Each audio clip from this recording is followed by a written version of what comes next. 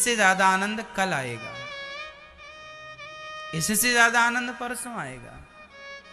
और जितना आनंद आपको आता जाएगा उतनी प्यास आपकी बढ़ती जाएगी, घटती नहीं है। 7 दिन जब कथा के पूरे हो जाएंगे तो आपको लगेगा कि ये समय इतने जल्दी क्यों बीत गया, कुछ दिन और क्यों ना मिल जाते। मतलब ये आनंद में पेट नहीं भरता। जब इस कथा में जब भगवान के प्रति भूख बढ़ती ही जाती है, समझ लेना कि जब भगवान की कथा में, भगवान के नाम में जब आपकी भूख बढ़ने लग जाए, समझ लेना कि भक्ति महारानी आपके हृदय में प्रवेश कर चुकी है। यही है कथा सुनते सुनते। राम कथा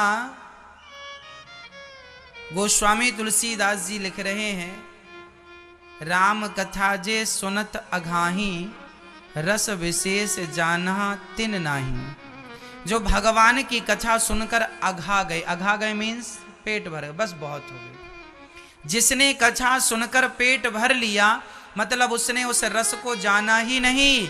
जो जान गया है वह तो कहेगा कि प्यास बढ़ती ही जा रही है, यह तो पूरी होती ही नहीं। वह जान सका है जिसकी प्यास बढ़ती है। इसलिए भगवान विश्व की उत्पत्ति, पालन और संहार करने वाले हैं। विश्वोत्पत्त्यादि हेतवे, आनंद के सागर जो विश्व की उत्पत्ति, पालन, संहार करें। भगवान क्या करते हैं मेरी माँ? विश्व की उत्पत्ति करते हैं, पालन करते हैं और संहार करते हैं। ये दुनिया को बनाना, ये सृष्टि किसने बनाई मैया? मैया बताओ, ये संसार को किसने बनाया? भगवान ने बनाया।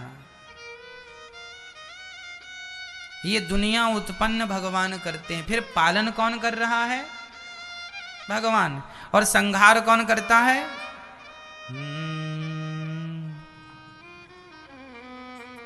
ये दुनिया को बनाते हैं, चलाते हैं।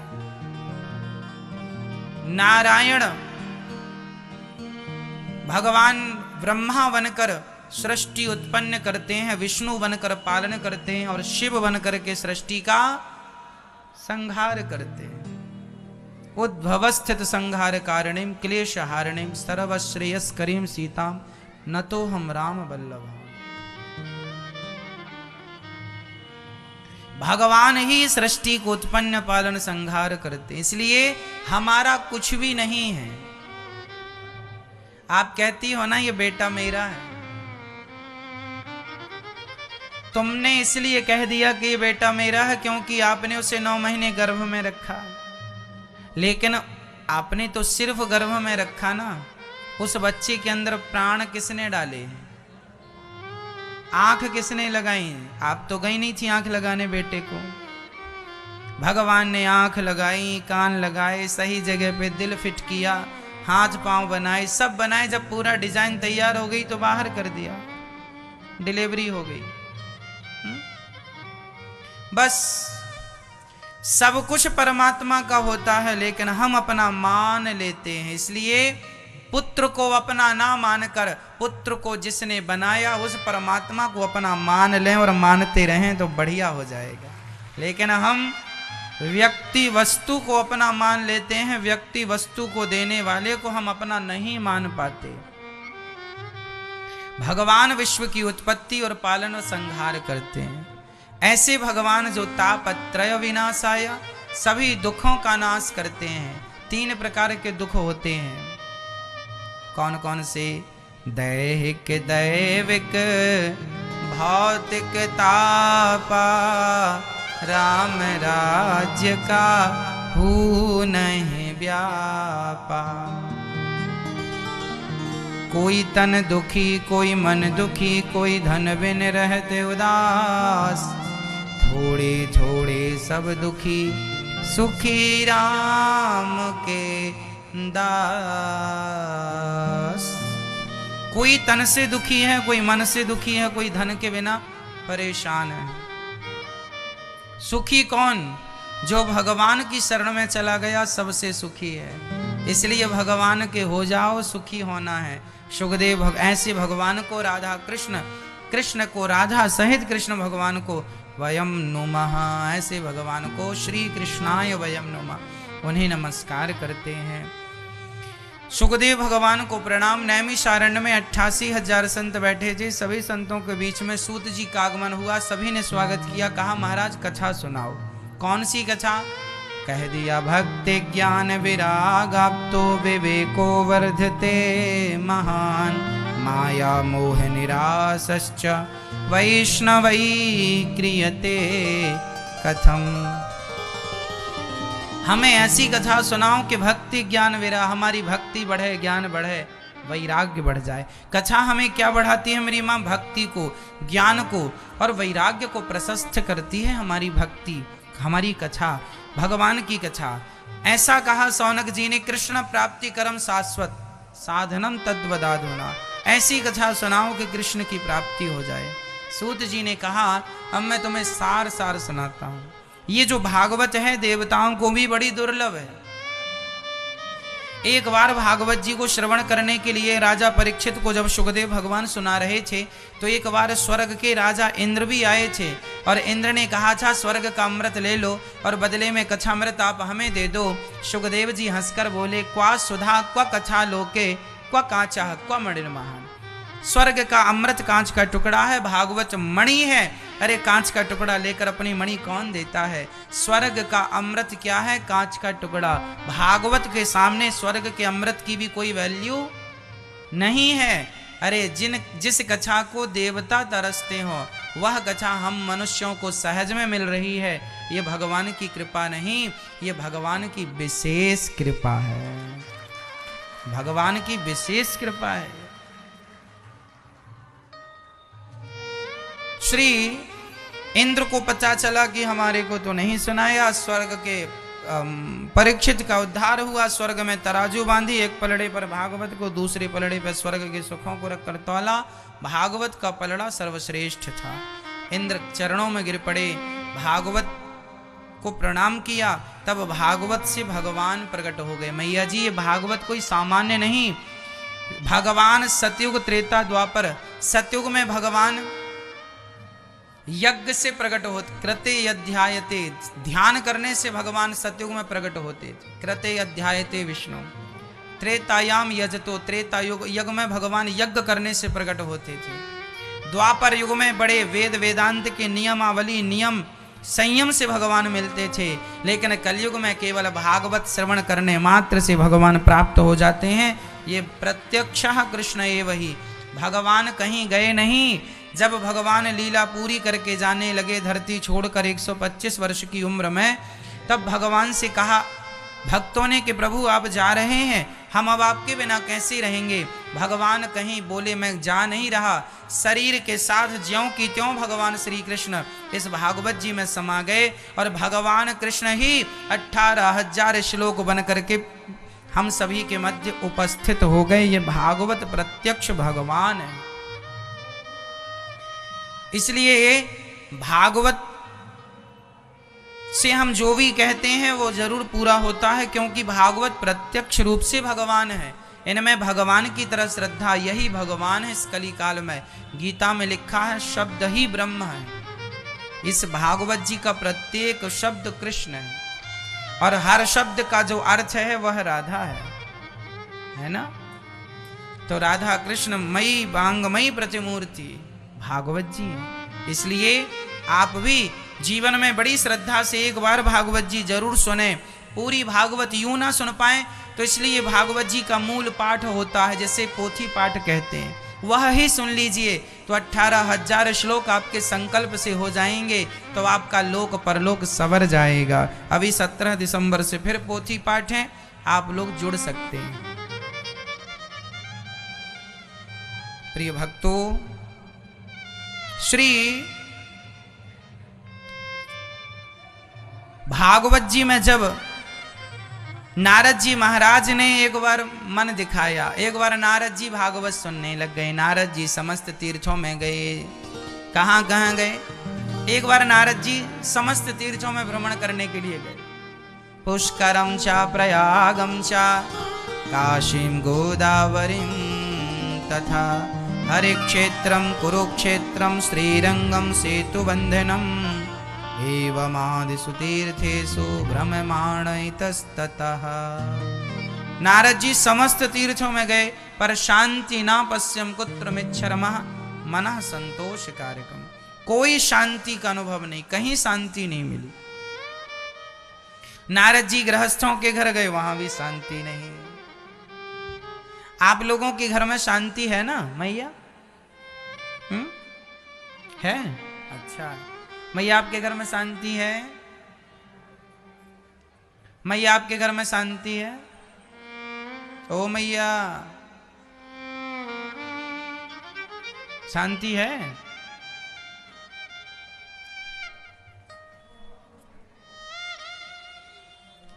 नारद जी कहते हैं शांति नहीं, तरुणी प्रभुता गे है शाल को बुद्धिदायक। आजकल घर में नई नई बहुओं की चलती है, सासू मां की कोई पूछ नहीं।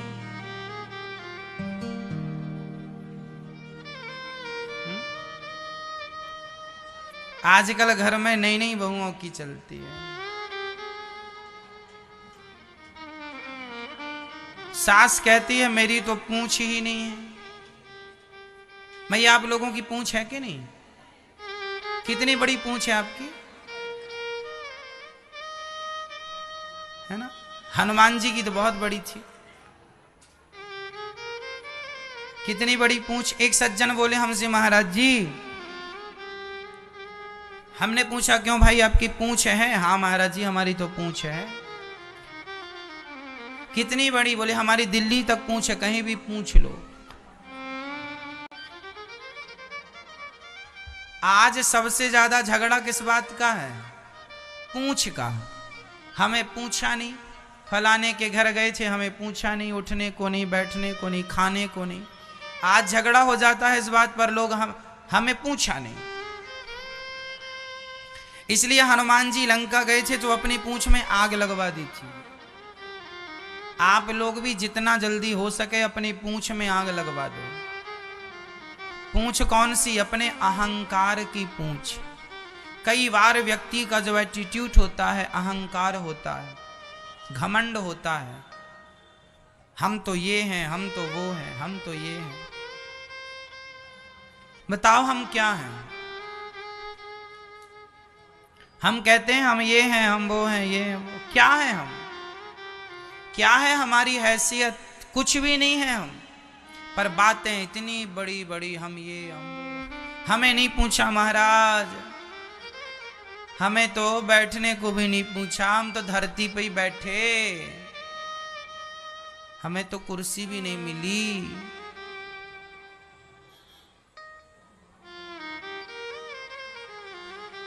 इसलिए हम अपनी पूंछ को समाप्त करें। पूंछ मीन्स एटीट्यूड, अहंकार, व्यर्थ का अहंकार।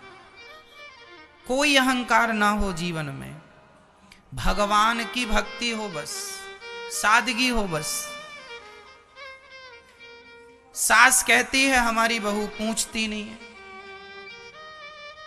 तो अब क्या करना है? पूंछ का भी 2 रोटी देती है, आनंद से खा लो, भजन करो भगवान का। क्यों मैया? और बहुओं को चाहिए कि वो भी अपने से बड़ों का सम्मान करें। पूछ लिया करो, माँ जी आज क्या बनाए आपके लिए? वो कहेंगी कि आज ये सब्जी बना लो, तो बना दो, वही तुम भी खा लो।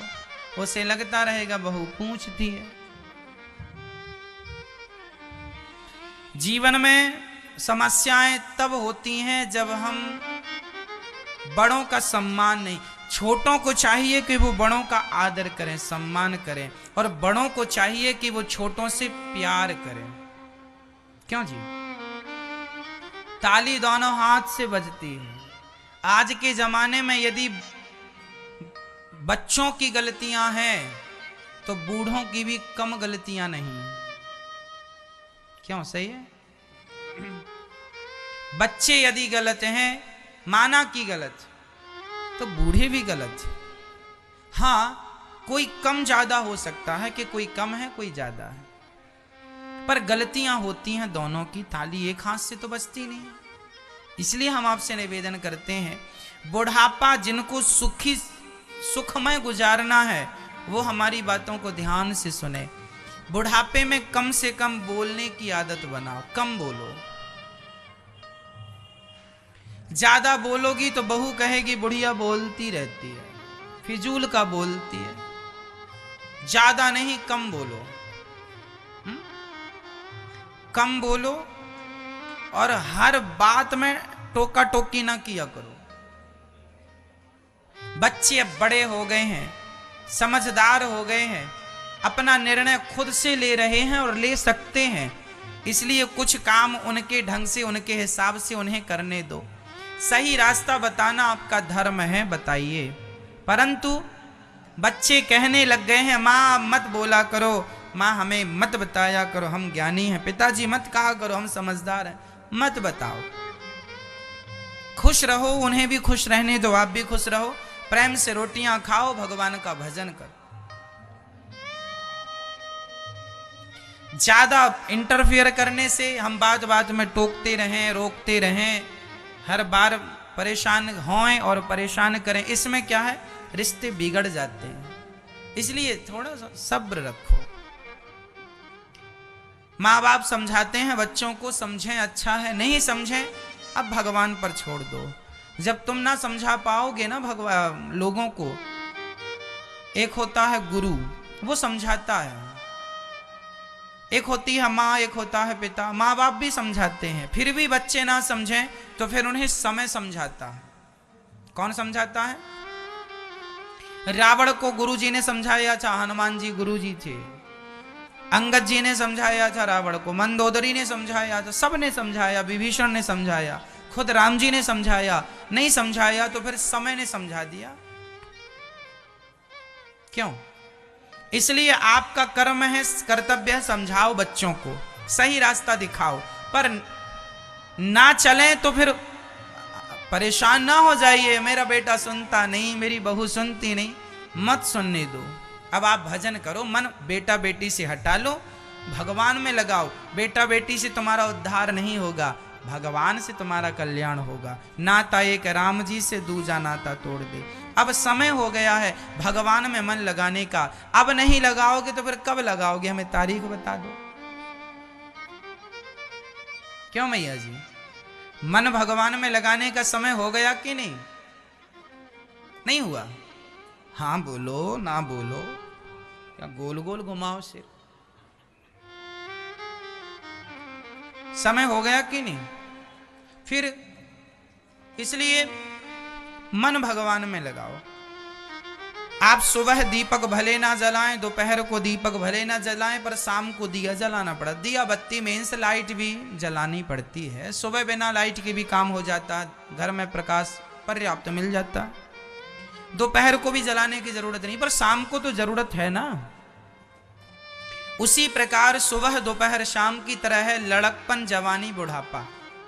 लड़कपन है जीवन का सुबह। ये जो छोटे छोटे बच्चे हैं ना, ये सुबह है, इनकी जिंदगी की सुबह है। आप जवान हैं, जवान मीन्स आपके जीवन की दोपहर है। आप बूढ़े हो गए मीन्स आपके जीवन की शाम आ गई। ये जो तुम्हारा बुढ़ापा है ना मैया, ये तुम्हारा बुढ़ापा नहीं बल्कि जिंदगी की शाम है। ये जीवन की क्या है? और शाम के बाद क्या आएगी? रात्रि। रात्रि मीन्स अंधकार, मीन्स मृत्यु। सुबह बीत गई, आपकी लड़कपन बीत गया, जवानी बीत गई, बुढ़ापा आ गया, मीन्स आपकी शाम आ गई। अब शाम को दिया जलाना जरूरी है मैया। अब तो भक्ति का दिया जला लो, अब तो ज्ञान का दिया जला लो, अब तो प्रेम का दिया जला लो, अब तो श्रद्धा का दिया जला लो। अब नहीं जलाओगी तो फिर कब जलाओगी या जलाओगे? ये जितने बूढ़े जिनके बाल पक गए हैं, सबकी शाम आ गई है, लिख लो।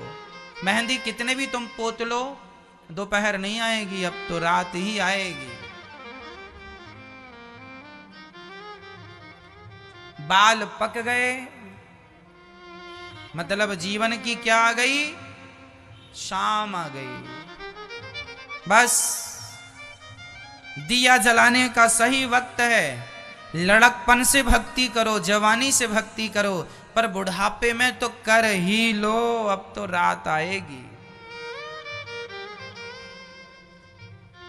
भगवान का भजन कर लो। नारद जी कहते हैं, तरुणी प्रभुता गे हे श्याल को बुद्धिदायक, कन्या विक्रियणे लोभा दंपत्तीनां च कल्पनम।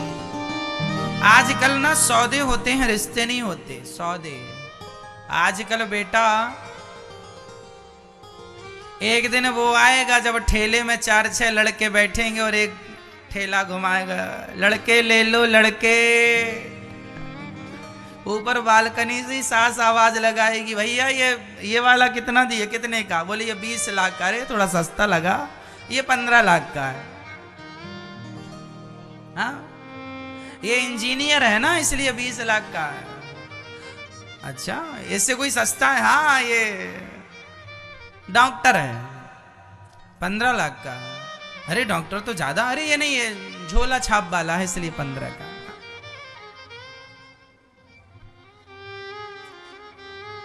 और कोई सस्ता है? हाँ हाँ, ये सस्ता, ये 5 लाख का मिल जाएगा, इससे कम का कोई नहीं है। आजकल बच्चे लड़के बिक रहे हैं।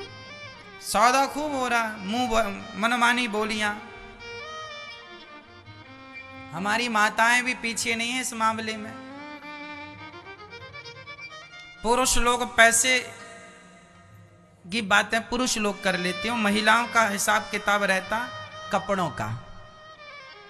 हमारे लिए कपड़े आने चाहिए, हमारे लिए चैन आनी चाहिए, हमारे लिए ये आना चाहिए, वो आना चाहिए, है ना? इतना कुछ मांगना उचित नहीं होता। नारद जी कहते हैं आजकल सौदा होता है, रिश्ता नहीं होता। एक बार नारद जी वृंदावन आए तो यहां देखा कि एक बूढ़े से 2 पुरुष, एक जवान सी कन्या बैठी उदास रो रही थी। नारद जी ने कहा, को भगवान आप कौन हैं? तब उस कन्या ने रोते हुए कहा, अहम भक्ति दीख्याता हिमऊ में तनयऊ मतऊ ज्ञान वैराग्य नामानऊ काल योगे न जर जरऊ। मेरा नाम भक्ति है, हम भक्ति दीख्याता। ये मेरे पुत्र ज्ञान और वैराग्य है। काल योगे न, काल के प्रभाव से जर्जर हो गए हैं। अच्छा, तो ये तुम कहाँ उत्पन्न हुई? उत्पन्ना द्रवणे साहम, द्रवण देश में वृद्धिम कर्नाटके गता, कर्नाटक में बड़ी हुई। क्वचित क्वचिन महाराष्ट्रे, महाराष्ट्र में कहीं कहीं सम्मान मिला। गुर्जरे जीर्णतांगता, गुजरात में मैं बुढ़ी हो गई, गुजर गई रातें भजन के बिना। मेरी माँ भक्ति कहाँ पैदा होती? उत्पन्ना द्रवणे, द्रवण मीन्स हृदय। भक्ति हमारे हृदय में उत्पन्न होती है। कानों से कथा सुनते हैं तो भक्ति बड़ी होती है। कर्नाटक, कहीं कहीं क्वचित क्वचिन महाराष्ट्री, कहीं भक्ति का कोई सम्मान करता है तो कोई अपमान, कोई सत्संग करता है, कोई नहीं करता। और भजन के बिना जो वक्त गुजर गया उस समय भक्ति बूढ़ी हो जाती है। इसलिए नियम बनाओ कि बिना सत्संग के, बिना भक्ति के हम सोएंगे नहीं, कुछ तो करेंगे। चलो 2 बार राम राम ही बोल लो श्रद्धा से। भगवान, आप लोग रोज भगवान का, चलो मंदिर दर्शन करने ना जाओ तो आपके घर में जो ठाकुर जी हैं उनका दर्शन श्रद्धा से रोज करो। भगवान का दर्शन रोज करना चाहिए। आपके आसपास मंदिर है तो रोज जाना चाहिए। यदि मंदिर नहीं है आसपास, कोई बात नहीं, आपके घर पर लड्डू गोपाल जी, रोज दर्शन करो भगवान जी का, रोज भगवान का नाम लो। कुछ ना करो, व्यस्ततम जीवन है तो बस इतना ही कह दो, बोलो हे नाथ मैं आपको कभी भूलू नहीं, बोलो हे नाथ मैं आपको कभी भूलू नहीं। सदा भगवान का स्मरण बनाए रखो, चिंतन बनाए रखो, निरंतर चिंतन करते रहो, फिर देखो जीवन का आनंद। कोई बुराई नहीं है निरंतर चिंतन करने में। नारद जी कहते हैं, ये पुत्र कौन है? बोले ज्ञान वैराग्य है। भक्ति महारानी उदास थी, सोचो इस वृंदावन में।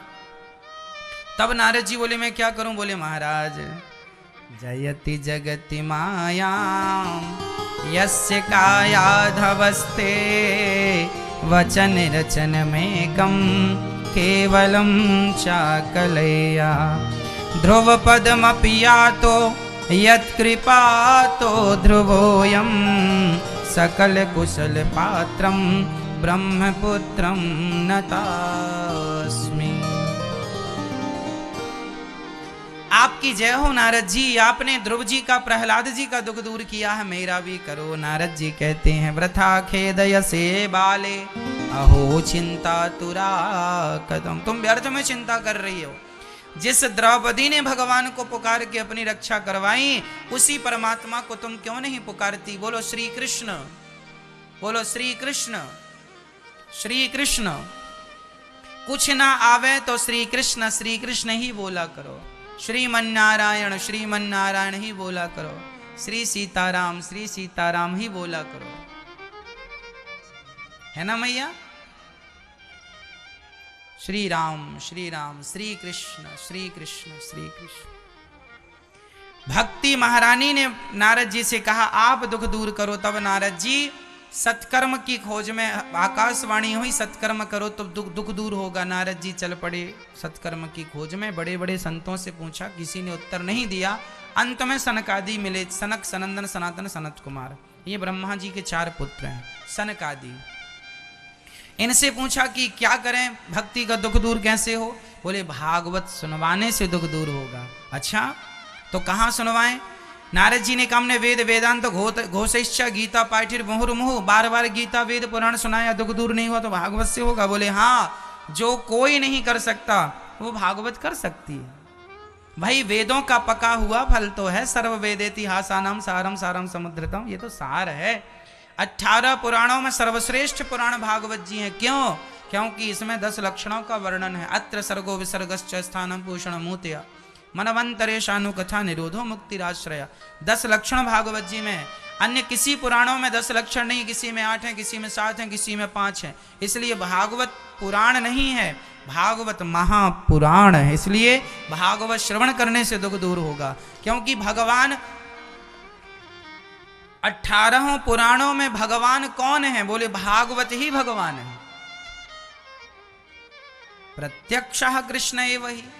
भागवत प्रत्यक्ष भगवान का वांगमय स्वरूप है। 18 पुराणों में भगवान कौन से पुराण हैं? श्रीमद् भागवत महापुराण भगवान ही है। इसलिए भागवत सुनवाओ। नारद जी को विश्वास हुआ। नारद जी तो महिमा बताना चाहते थे। भागवत जी का उपदेश तो नारद जी ने व्यास जी को किया था, उन्हें तो सब पता था, पर महिमा प्रकट करनी थी। हरिद्वार की पावन धरती पर कथा स्टार्ट हुई, जिसे आज हर की पौड़ी कहते हैं, हरिद्वार। वहां पर कथा शुरू हुई। 4 आसन लगी, सनक सनंदन सनातन सनत कुमार। नारद जी श्रोता बन के बैठे, 3 आसन खाली लगाई भक्ति ज्ञान और वैराग्य के लिए। कथा हो रही जी हरिद्वार में और भक्ति ज्ञान वैराग्य वृंदावन में थे। इनके नाम से जब भागवत वहां हुई तो इनका दुख यहां दूर हो गया। आप धरती में कहीं भी होते हैं, आपके नाम से जब भागवत जी की पोथी होती है तो आपका दुख दूर हो जाता है, आप कहीं भी क्यों ना हो। इसलिए भागवत कहीं भी रह के आप अपने संकल्प से सुन सकते हैं। भक्ति महारानी ने सुना, इनके संकल्प से वहां हुई, हो गया काम। भागवत जी की महिमा हुई सदा सेव्या, सदा सेव्या श्रीमद् भागवती कथा। भागवत जीवन में कितनी बार सुननी चाहिए मेरी माँ? 1 बार 2 बार, कितनी बार? झूठ कपट अभिमान से किया सवेरा शाम, एक बार भी प्रेम से लिया न हरि का नाम। वो इसमें करता है, और नाम लेने में भी क्या करता है? इसमें करता है लाखों बहाना रे। कहो कि भैया बोलो राम, बोलो श्री कृष्ण श्री कृष्ण।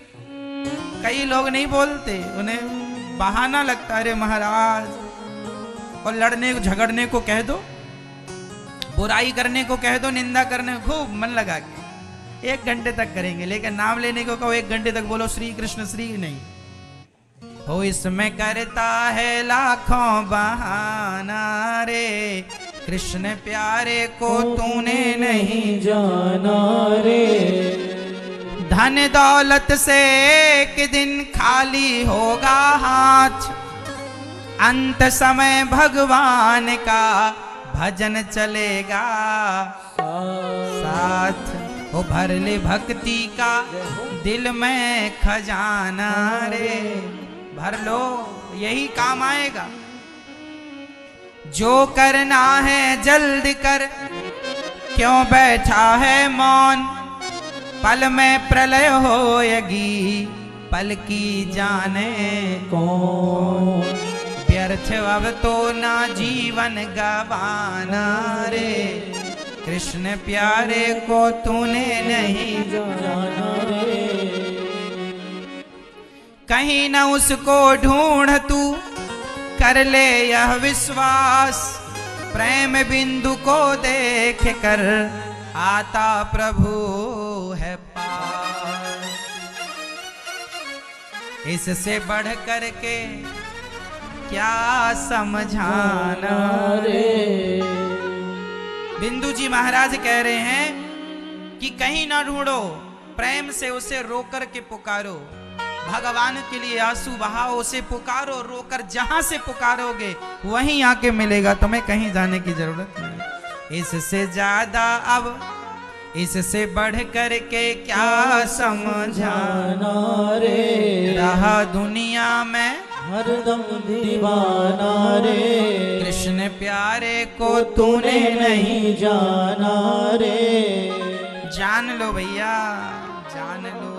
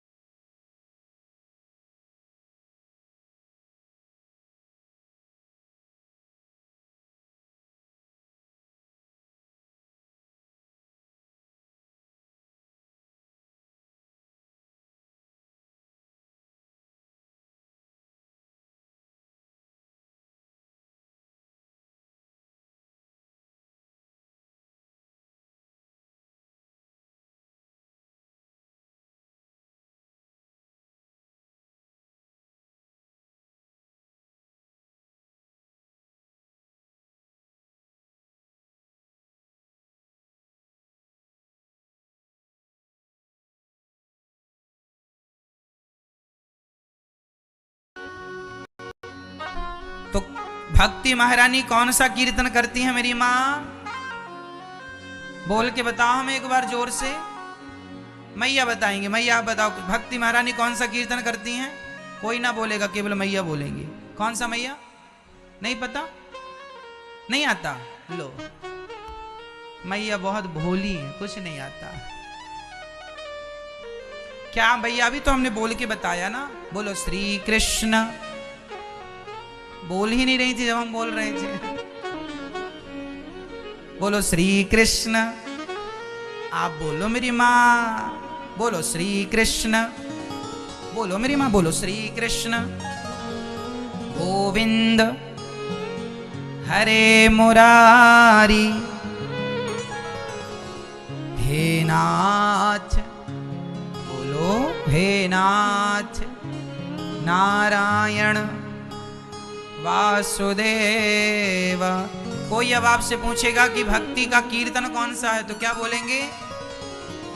क्या बोलेंगे?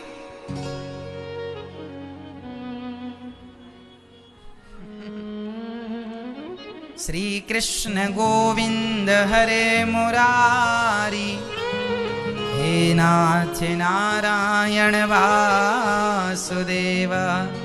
बोलते रहो तब तक जब तक याद ना हो जाए। मैया को याद नहीं होगा तब तक आज हम यही बोलेंगे। बोलो श्री कृष्ण गोविंद हरे मुरारी हे नाथ नारायण वासुदेव। बोलो मैया, बोलो।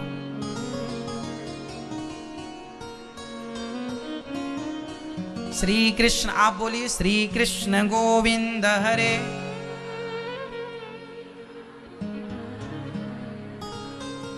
आप बोलो जरा पीछे वाले भक्तों।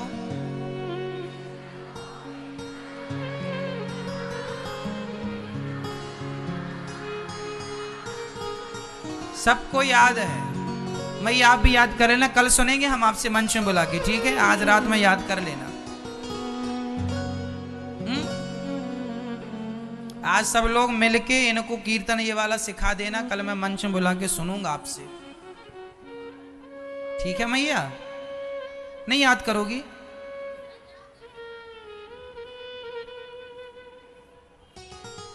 यह कीर्तन भक्ति महारानी ने गाया है, और जो भी इस कीर्तन में जितने भी नाम हैं, यह कीर्तन जो भी करता है, केवल भगवान का एक नाम भी धोखे से कोई ले ले, भव सागर से पार हो जाता। भगवान बड़े दयालु होते हैं। उल्टा नाम जपोगे तो भी काम हो जाएगा। कैसे भी जप लो भैया, जप लो।